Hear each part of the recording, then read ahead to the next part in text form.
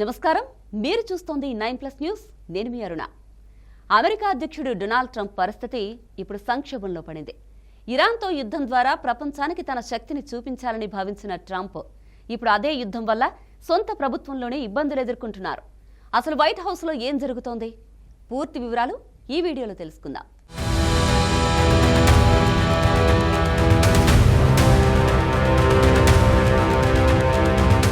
ప్రస్తుతం ట్రంప్ పరిస్థితి చూస్తుంటే బయట యుద్ధం ఒకవైపు, లోపల రాజకీయ సంక్షోభం మరోవైపు కనిపిస్తోంది. ఇరాన్పై కఠిన వైఖరి తీసుకున్న ట్రంప్ ఇప్పుడు తన సొంత ప్రభుత్వంలోనే వ్యతిరేకత ఎదుర్కొంటున్నారు. ఇరాన్తో యుద్ధం దాదాపు 5 వారాలుగా కొనసాగుతోంది. ఈ యుద్ధం ప్రభావం ఇప్పుడు అమెరికా ప్రజలపై స్పష్టంగా కనిపిస్తోంది. పెట్రోల్, డీజిల్ ధరలు పెరిగి సామాన్యుడిపై భారీ భారం పడుతోంది. ఈ పరిస్థితుల్లో ట్రంప్పై ప్రజాదరణ కూడా తగ్గుతోంది. తాజా సర్వే ప్రకారం ఆయన రేటింగ్ కేవలం 36% పడిపోయింది. ఇటీవల అమెరికా ప్రజలు కూడా ట్రంప్ వ్యతిరేకంగా భారీ ర్యాలీ తీశారు. ట్రంప్ను ప్రెసిడెంట్ పదవి నుండి తొలగించాలి అని డెమోక్రాట్స్ ఇటీవల యునైటెడ్ స్టేట్స్ కాంగ్రెస్లో ఇంపీచ్మెంట్ ప్రవేశపెట్టారు.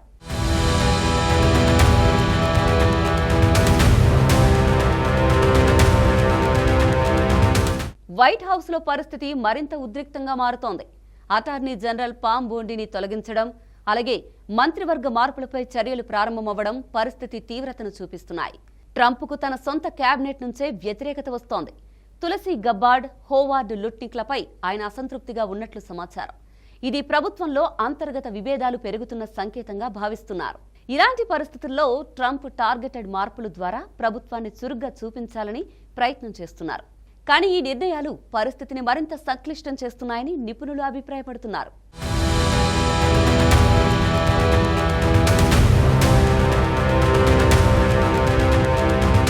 మొత్తానికి ఇరాన్ యుద్ధం ట్రంప్కు శక్తిని ఇవ్వాల్సింది పోయి ఇప్పుడు పెద్ద సవాలుగా మారింది. బయట యుద్ధం గెలవాలంటే ముందుగా లోపల ఐక్యత అవసరం. లేకపోతే ఈ సంక్షోభం ట్రంప్ రాజకీయ భవిష్యత్తుపై తీవ్ర ప్రభావం చూపే అవకాశం ఉంది. ఇది ప్రస్తుతం అమెరికా రాజకీయాల్లో జరుగుతున్న కీలక పరిణామం. ఇలాంటి మరిన్ని అప్డేట్స్ కోసం మా 9+ న్యూస్ ఛానల్ను సబ్స్క్రైబ్ చేయండి.